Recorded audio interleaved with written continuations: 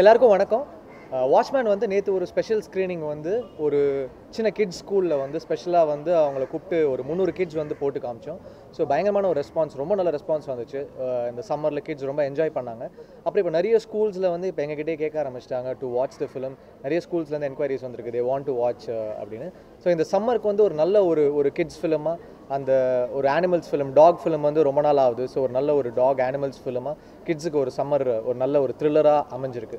இது இல்லாமல் இன்றைக்கி மார்னிங் வந்து பொள்ளாச்சியில் நம்ம நடந்த இன்சிடெண்ட்க்கு அப்புறம், திருப்பி 2 நாள் முன்னாடி நடந்த இன்சிடெண்ட்க்கு அப்புறம் ஒரு சின்ன ஒரு தற்காப்பு மெட்டீரியலாக வந்து சிசிடிவி கேமராஸ், ஒரு 50 சிசிடிவி கேமராஸ் வந்து போலீஸ்க்கு வந்து பொள்ளாச்சியில் கிஃப்ட் பண்ணியிருக்கோம். வாட்ச்மேன் சார்பாக அருண்மொழி மாணிக்கம் சாரும் பிடிஎஸ் சாரும் வந்து பொள்ளாச்சியில் வந்து டிஸ்ட்ரிபியூட் பண்ணியிருக்கோம். ஒரு சின்ன ஒரு கண்காணிப்பாக, ஒரு என்ன சொல்கிறது, நம்மளுடைய ப்ரிகாஷனரி மெஷராக எங்கள் சைட்லேருந்து ஒரு சின்ன முயற்சி. ஸோ சம்மருக்கு இது ஒரு நல்ல ஒரு என்டர்டெயின்மெண்ட்டாக இருக்கும். கிட்ஸு ஃபேமிலியோட டெஃபினட்டாக நீங்கள் போய் பார்க்கலாம். ஆல்ரெடி கிட்ஸோட ரெஸ்பான்ஸ் எல்லாமே வீடியோஸ் வந்துட்டுருக்கு, நீங்கள் பார்த்துருப்பீங்க. நீங்கள் பாருங்கள், பார்த்து என்ஜாய் பண்ணுங்கள். சார், இப்போ குழந்தைகள் மீதான பாலியல் வன்கொடுமைன்றது நாளுக்கு நாள் அதிகரிச்சுக்கிட்டே இருக்குது. சமூகத்துடைய சீர்கேடு காரணமா இல்லை வேறு ஏதாவது பிரச்சனை, என்ன பிரச்சனையாக இருக்கும்னு நினைக்கிறீங்க? அது தெரிலங்க. சில பேர் அது ஒரு மனநோயின்னு நினைக்கிறேன் நான். அது வந்து இருக்கிறதுலே ரொம்ப ஒரு ஒர்ஸ்டான ஒரு விஷயம். எப்படி இவங்களுக்குலாம் அதுக்கான ஒரு மன தைரியம் வருதுன்னே தெரில. இவங்கெல்லாம் வந்து அது ரொம்ப ஒரு மோசமான மனநோயின்னு தான் நினைக்கிறேன். நம்ம வந்து ரொம்ப ப்ரிகாஷனாக இருக்கணும். அண்ட் அதுக்கான நம்ம பேரண்ட்ஸே வந்து அதுக்கான சில விஷயங்கள்லாம் அவங்களுக்கு சொல்லி அனுப்பணும். இது வந்து இது ஓகே, இது சரி, இது சரியில்லை அப்படிங்கிற மாதிரி நம்ம ஸ்கூல்லேயும் ஸ்பெஷலான கிளாஸஸ் எடுத்தால் நல்லாயிருக்கும்னு நான் நினைக்கிறேன். திரைப்படத்தில் இருக்கீங்க, தொடர்ந்து பெண்களை வந்து ஒரு கேலி சித்திரம் மாதிரி பயன்படுத்திக்கிற சினிமாவும் இந்த மாதிரி ஒரு பாலியலுக்கு ஒரு காரணமாக டெஃபினட்டாக அதுவும் ஒரு ரீசனுங்க. டெஃபினட்டாக ஒரு ரீசன். இல்லைன்னு நினைக்கிறீங்களா? நாங்கள் அவாய்ட் பண்ணிட்டு வரோம். இந்த படம் வந்து கம்ப்ளீட் யூ சர்டிஃபிகேட் ஃபிலிம். இது வந்து ஒரு கிட்ஸ்க்கான ஃபிலிம். நீங்கள் உங்கள் கிட்ஸ் தைரியமாக கொண்டு போய் கூப்பிட்டு காமிக்கலாம். டெஃபினட்டாக உங்களோட படங்கள் அதுதான் சொல்கிறேன். இப்போ நான் சினிமாலேயும் அது வரக்கூடாதுன்னு தான் நினைக்கிறேன். டெஃபினட்டாக வந்து அதுவும் அது ஒரு ரீசன். டெஃபினட்டாக ஒரு ரீசனாக நம்மளை வந்து ப்ரிகாஷனாக இருக்கணும். அந்த மாதிரி வராமல் இருக்கிறத நம்ம தவிர்த்துக்கலாம், டெஃபினட்டாக தவிர்த்துக்கலாம். இது வந்து ஒரு யூ சர்டிஃபிகேட் ஃபிலிம். உங்கள் ஃபேமிலியோட கிட்ஸோட நீங்கள் தைரியமாக போய் பார்க்கலாம். நீண்ட நாட்களாக பாலியல் கல்வியை வலியுறுத்திக்கிட்டே இருக்காங்க. கல்வியாளர்களும் நல்ல ஆலோசகர்கள்லாம் வலியுறுத்திக்கிட்டே இருக்காங்க. ஆனால் அரசுன்றது இந்த பாலியல் கல்வியை புறக்கணிச்சுக்கிட்டே இருக்காங்க. இது போன்ற கல்விகள் இருக்கப்ப வளர்ந்து வரக்கூடிய இளைஞர்கள் மத்தியில் இந்த மாதிரி பெண்களை எப்படி பார்க்கணும், குழந்தைகளை எப்படி பார்க்கணுன்ற அந்த அறிவு வரும். ஆனால் இதை நடைமுறைக்கு கொண்டு வராமல் ஒரு சிக்கல் இருக்குன்னு கொண்டு ஆக்சுவலி ஃபாரினில் வந்து எஜுகேஷனில் வந்து இது ஒரு டெஃபினட்டாக ஒரு சப்ஜெக்டாகவே எடுத்து பண்ணுறாங்க. நம்மளுடைய அரசு அதை எடுத்து பண்ணணும்னு நான் வலியுறுத்துறேன். இல்லைங்க, செக்ஷுவல் எஜுகேஷன், குட் டச் என்ன, பேட் டச் என்ன, இது எல்லாமே வந்து குழந்தைங்களுக்கு சொல்லிக் கொடுக்கணும். அவங்களுக்கு வந்து அப்போ தான் வந்து தெரியும். ஸோ நம்மளே வந்து இப்போ அதோடைய ப்ரிகாஷனரி மெஷர்ஸ் வந்து அரசு டெஃபினட்டாக இதுக்காக எடுக்கணும்னு நான் நம்புகிறேன். ஆமாங்க, உங்கள் ஹைஸ்கூல் எஜுகேஷன்றது ரொம்ப இம்பார்ட்டன்ட். அது உங்களை எஜுகேஷன்லேருந்தே அது வந்துருச்சுன்னா அது ரொம்ப ஸ்ட்ராங்காக எல்லாருடைய ஒரு லைஃப் ஸ்டைல்லையும் அது வந்து வந்துடும். ஸோ அதனால் எஜுகேஷன்லேருந்தே அதை நம்ம ஸ்டார்ட் பண்ணணும் தான் நினைக்கிறேன். இது வரைக்கும் நடந்த பிரச்சனைகளுக்கு, இந்த பாலியல் வன்கொடுமைகளுக்கெல்லாம் காரணம் வந்து ஒரு ஊரில் ஒருத்தர் 2 பேர் தான் அந்த வெளியில் வருது. வெளியில் வராத நபர்கள்லாம் அதிகமாக இருப்பாங்க. அவங்களுக்குலாம் அந்த மனநோயின்றதுனால கண்டுபிடிச்சது பிறகு தான் கண்டுபிடிக்கணும். ஆனால் முன்கூட்டி இதை அறியறதுக்கான ஏதாவது திட்டங்கள் இல்லைங்க. நம்ம தான் இங்கே அவேராக இருக்கணும். ஏன்னா இப்போ நம்மளுடைய குழந்தைகளை வந்து நம்ம தான் வந்து சொல்லிக் கொடுக்கணும். ஒருத்தரும் அவங்களுடைய கிட்ஸுக்கு வந்து சொல்லிக் கொடுக்கணும். ஓகே, இது வந்து இப்படி இருக்குது, நீ வந்து பார்த்து நடந்துக்கோ, இந்த மாதிரி விஷயங்கள் இருக்குது, நீ வந்து சேஃபாக இருக்கணும். நம்மளுடைய குழந்தைகளை நம்ம தான் சேஃப் பண்ணணும், கண்காணிச்சிட்டே இருக்கணும். நிறைய பேர் வேலைக்கு போவாங்க, அவங்களுடைய கிட்ஸை பார்த்துக்காம விட்டுருவாங்க. ஸோ நம்ம வந்து ஒரு கண்காணிப்பும் நம்ம வளர்ப்பு முறை வந்து ரொம்ப கேர்ஃபுல்லாக அவங்கள வாட்ச் பண்ணிகிட்டே இருக்கணும்னு நினைக்கிறேன் நான். சார், அடுத்தபடியாக சார் ஒரே ஒரு நிமிஷம். நம்ம வந்து இந்த படம் வந்து டபுள் மீனிங் ப்ரொடக்ஷன் சார்பாக நம்ம தெரியும், ஒரு அருண்மொழி மாணிக்கம் சார் வந்து தயாரிச்சிருக்காங்க. ஏஎல் விஜய் அவர்கள் இயக்கியிருக்காங்க. கிட்டத்தட்ட தமிழ்நாட்டில் நாங்கள் வந்து ஒரு 200 to 250 தேட்டர்கள் தான் பிளான் பண்ணியிருந்தோம்.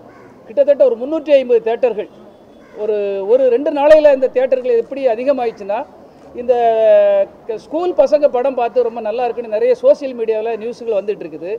கண்டிப்பாக இந்த சம்மருக்கு முதல் ஒரு குடும்பத்தோட ஒரு குட்டி சுட்டிகள்லாம் சேர்ந்து வந்து பார்க்க வேண்டிய ஒரு படம் அப்படின்னு எல்லா ஸ்கூல்லையுமே சொல்லிகிட்டு இருக்கிறாங்க. ஸ்கூலுக்கு இதை வந்து நாங்கள் மேக்ஸிமம் அவங்களுக்கு என்னென்ன செய்து கொடுக்கணுமோ அவங்க அவைலபிலிட்டி செய்து கொடுக்கணும். அதுக்காக தான் இன்றைக்கி நம்ம பாலோகு பிரின்ஸிபால்கிட்ட கேட்டோம். அவங்க உடனே பண்ணி இந்த ஸ்டூடெண்ட்ஸுக்கு அவங்களுக்கு ஒரு அவேர்னஸ் வரணுங்காக அவங்க பேசியிருக்கோம். ஒரு என்ஜாயபிள் படமாக இருக்கும் பசங்களுக்கெல்லாம். என்ன சொல்ல போகிறேன்னா, ஒரு ரஜினி சார் படம், ஒரு ராஜா சின்ன ரோஜா மாதிரி ஒரு நல்ல பசங்களுக்கான ஒரு படங்கள் வந்தது இல்லையா, அந்த மாதிரி இது ஒரு சின்ன பசங்க ஃபேமிலியோட கண்டிப்பாக வந்து ரசிப்பாங்க சார். அப்படி ஒரு படமாக எடுத்திருக்காங்க. நீங்கள் கண்டிப்பாக எல்லோரும் எங்களுக்கு என்கரேஜ் பண்ணுங்கிறது தான் இதனுடைய மேட்டர்.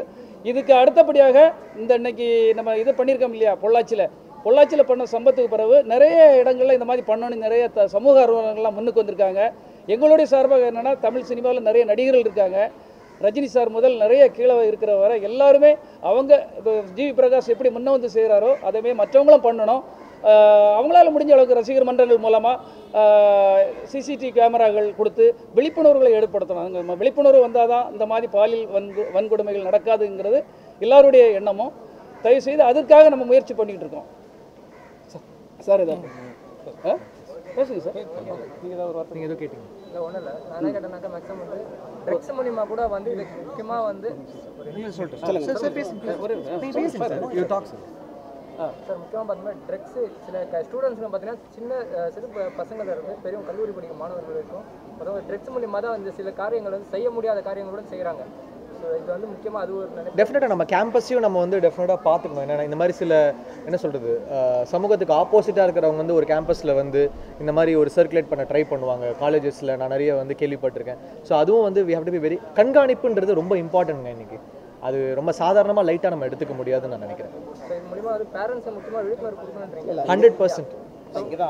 பேரண்ட்ஸ் இல்லை பேரண்ட்ஸ் வந்து குவாலிட்டி டைம் ஸ்பெண்ட் பண்ணணும் அப்படின்னு இதனால தான் நாங்கள் ரொம்ப இன்சிஸ்ட் பண்ணுறோம். குவாலிட்டி டைம் அப்படின்னா ஒர்க்கிங் பேரண்ட்ஸாக இருக்கலாம். ஆனால் என்ன செய்யணும், ஈவினிங் குழந்தை வீட்டுக்கு வந்தோடனே அது ஃபஸ்ட் ஸ்டாண்டர்ட் படிக்கிற குழந்தையா இருந்தாலும் 12th ஸ்டாண்டர்ட் படிக்கிற குழந்தையா இருந்தால் எல்லாமே குழந்தை தான். அதை வந்து ஸ்டூடெண்ட்டுன்னு அந்த ஏஜ் வைஸ் டிஸ்கிரிமினேட் பண்ணவே கூடாது. குழந்தை மாதிரி அவங்களுக்கு பேரண்ட்ஸுக்கு அவங்க வந்து குழந்தை. அந்த குழந்தைகிட்ட என்ன பேசணும்னா, இன்றைக்கி உன் ஸ்கூலில் என்ன நடந்துச்சு, கிளாஸ் ரூமில் ஒரு ஸ்லிப்பாக இருந்தால் கூட பரவாயில்ல, இல்லை ஒரு குழந்தைய புஷ் பண்ணியிருந்தாலும் பரவாயில்ல, அல்ல சாப்பிடலனாலும் பரவாயில்ல, இல்லை எனக்கு இன்றைக்கி படிக்க இன்ட்ரெஸ்ட் இல்லை, இந்த மாதிரி என்ன நடந்ததோ A to Z evening parents வந்து பொறுமையாக உட்காந்து குழந்தைகிட்ட கேட்டாங்க அப்படின்னா இந்த மாதிரி நீங்கள் சொல்கிற மாதிரி இந்த செக்ஷுவல் ஹராஸ்மெண்ட் அது இது எல்லாமே அவாய்ட் ஆகிடும். பேரண்ட்ஸ் வந்து வில்லிங் இயர்ஸ் அவங்க சொல்கிறத புரிஞ்சு அதுக்கு நம்ம எப்படி என்ன ஆக்ட் பண்ணலாம், அவங்க ஒரு சப்போர்ட்டாக இருக்கணும், தைரியமாக கொடுக்கணும். அவங்களுக்கு வந்து குழந்தைங்களுக்கு வந்து தைரியம் கொடுக்கணும். இப்போ நான்லாம் என்னோட குழந்தை 4th ஸ்டாண்டர்ட் படிக்கிற அந்த குழந்தைகிட்ட டெய்லி மார்னிங் என் ஒய்ஃப் அவங்களுக்கு குளிக்க வைக்கிறப்ப அட்வைஸ் பண்ணி அனுப்புகிறாங்க. நான் ஈவினிங் போனப்போ நான் அங்கே வந்து பிரின்ஸிபலாக இருக்கிறதில்ல, ஒரு பேரண்ட்டாக இன்றைக்கி உன் ஸ்கூலில் என்ன நடந்துச்சு, எந்த டீச்சர் பேசுனாங்க, எந்த ஸ்டூடெண்ட்டை நீ புஷ் பண்ண, எந்த ஸ்டூடெண்ட்டுக்கு என்னவா கொடுத்த, உன் ஃப்ரெண்டு யார், இன்றைக்கி ஏதாவது புதுசாக ஃப்ரெண்ட்ஷிப் எடுத்தியா அப்படிங்கிற மாதிரி இந்த மாதிரி குவாலிட்டி டைம் ஸ்பெண்ட் பண்ணாங்க அப்படின்னா இப்போ நீங்கள் நம்ம எல்லோரும் இப்போ வெக்கப்பட்டுக்கிட்டு இருக்கிற மாதிரி நிகழ்வுகள் நடக்கவே நடக்காதுங்கிறது ரொம்ப தெளிவாக நான் சொல்கிறேன். தேங்க்யூ. இல்லைங்க, ஃபஸ்ட்டு விஷயம் எஜுகேஷனில் இந்த மாதிரி சப்ஜெக்ட் வந்து ஆரம்பிக்கணுங்க. அதே மாதிரி பேரண்ட்ஸ்க்கு வந்து டெஃபினட்டாக வந்து இப்போது பேரண்ட்ஸ்க்கும் கிளாஸஸ் வந்து ஸ்கூலில் ஆஃபர் பண்ணணும். அதாவது இப்போ ஸ்டூடெண்ட்ஸ் இருக்காங்கன்னா பேரண்ட்ஸ் வந்து மீட் பண்ணணும், அவங்களுடைய ஸ்டூடெண்ட்டுடைய க்ரோத்தை பற்றி தெரிஞ்சுக்கணும், இது எல்லாமே தெரிஞ்சுக்கணும். அதே மாதிரி கண்காணிப்பு ரொம்ப இம்பார்ட்டன்ட். அவங்க சொல்கிற மாதிரி டெய்லி ஸ்கூல் போயிட்டு வராங்களா, என்ன நடக்குது, யார்கிட்ட எப்படி பேசணும், என்ன பழகணும், யார் யார் உங்ககிட்ட பழகுறாங்க, இது கண்காணிப்புன்றது ரொம்ப ரொம்ப இம்பார்ட்டன்ட் நான் நினைக்கிறேன். அதே மாதிரி எஜுகேஷன்லாவும் நம்ம ட்ரெயின் பண்ணணும், பேரண்ட்ஸ்க்கும் அந்த கிளாஸஸ் எடுக்கணும். ஒரு டெஃபினட்டாக அரசு வந்து செக்ஸ் எஜுகேஷனை வந்து அது மாதிரி குட் டச் பேட் டச் பற்றி கிளாஸஸ் டெஃபினட்டாக கவர்மெண்ட்லேருந்து எடுக்கணும். இப்போ ரொம்ப இம்பார்ட்டன்ட் நான் வந்து வலியுறுத்துகிறேன். இல்லைங்க, டெஃபினட்டாக வந்து என்ன சொல்கிறது, எல்லாருக்குமே பொறுப்பு இருக்குது. நாட் ஓன்லி சினிமாங்க, சினிமானே இல்லை, எல்லாருமே. உங்களுக்கு இருக்குது, மீடியாவுக்கு இருக்குது, பத்திரிகைக்கு இருக்குது, உங்கள் ரேப்பருக்கு இருக்குது, நீங்கள் போடுற ரேப்பர்ஸில் இருக்குது, எல்லாத்துலேயுமே இருக்குது. ஸோ நம்ம வந்து அதை நம்ம கண்காணித்து ஒரு மினிமமாக நம்ம அதுக்கான என்ன சொல்கிறது சில ப்ரிகாஷனரி மெஷர்ஸ் நம்ம எடுக்கணும்னு நினைக்கிறேன். சார் ஒரு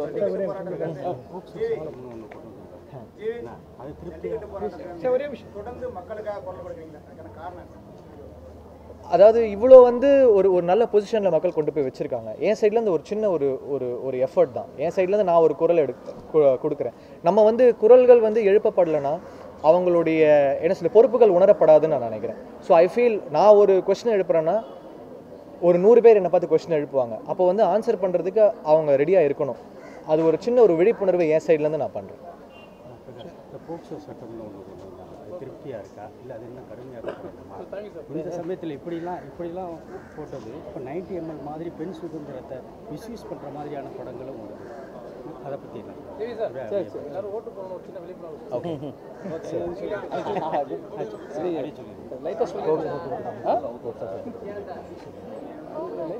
எல்லாருக்கும் பொருத்தமான விஷயம், எல்லாத்தையும் பொதுவான விஷயங்கள் எல்லாத்துக்கும் யூஸ் ஆகும்.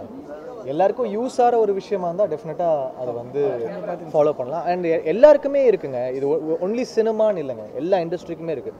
மெடிசன் இண்டஸ்ட்ரியாக இருக்கட்டும், ஜேர்னலிசமாக இருக்கட்டும், எல்லாருக்குமே அந்த அந்த விழிப்புணர்வு வேணும். ஓகே, எல்லாருமே ஓட் பண்ணுங்கள். இந்த வாட்டி ஓட்டிங் பர்சன்டேஜ் வந்து ரொம்ப ரொம்ப இம்பார்ட்டண்ட்டு. அதே மாதிரி உங்கள் தொகுதியில் யாருக்கு நீங்கள் ஓட் பண்ணுறீங்கன்னு தெரிஞ்சுட்டு ஓட் பண்ணுங்கள். அவங்க என்ன பண்ணியிருக்காங்க, இதுக்கு முன்னாடி உங்களுக்கு ப்ராமிஸ் பண்ணதெல்லாம் செஞ்சுருக்காங்களா இல்லையா, ரொம்ப தெளிவாக ஓட் பண்ணுங்கள். ஏன்னா ஒரு ஓட்டிங்கிறது நம்ம ரேண்டமாக ஓட் பண்ணக்கூடாது. அதே மாதிரி ஓட் பண்ணாமல் இருக்காதிங்க. 100% எல்லோரும் ஓட் பண்ணுங்கள். ஒரு 100% ஓட்டிங் இருக்கணும்னு நான் அவங்க எல்லாருக்கிட்டையும் வேண்டிக்கிறேன். அதே மாதிரி யாருக்கு ஓட் பண்ணுறீங்கன்னு ரொம்ப தெளிவாக படித்து அவங்கள பற்றி தெரிஞ்சுக்கிட்டு ரிசர்ச் பண்ணி அதுக்கப்புறம் நீங்கள் ஓட் பண்ணுங்கள். இதான் என்னுடைய வேண்டுகோள். அந்த எண்ணம் தாங்க தேவை. அது எல்லாருக்கிட்டையுமே இருக்கணும். இப்போ நீங்கள் வந்து உங்களுடைய ஃப்ரெண்ட்ஸ் கிட்ட அதை சொல்லணும், நான் வந்து என்னுடைய ஃப்ரெண்ட்ஸ் கிட்ட சொல்லணும். எல்லாருமே அது போய் ரீச் ஆகணும்னு நினைக்கிறேன். எல்லாரும் ஓட் பண்ணுங்கள். அதே மாதிரி யாருக்கு ஓட் பண்ணுறீங்கன்றது ரொம்ப இம்பார்ட்டன்ட். நம்ம ரேண்டமாக ஓட் பண்ணக்கூடாது. அவங்கள பற்றி கொஞ்சம் படிக்கணும். அவங்க சொன்னதெல்லாம் நிறைவேற்றினாங்களா நமக்கு தெரிஞ்சுக்கணும். தெரிஞ்சுட்டு க்ளீனாக ஒரு முக்கியமான, ஏன்னா ஒரு லீடர் செலக்ட் பண்ணுறது அவ்வளோ சாதாரண விஷயம் இல்லை. ரொம்ப பார்த்து செலக்ட் பண்ணுங்கள், யோசித்து செலக்ட் பண்ணுங்கள். யாருக்கு ஓட் போடலாம் நம்ம ப்ராபகண்டா பண்ண முடியாது. பட் டெஃபினட்டாக வந்து ஒரு நல்லவங்களுக்கு ஓட் பண்ணுங்கள். மாற்றம் வேணும்னு நான் நினைக்கிறேன். சார்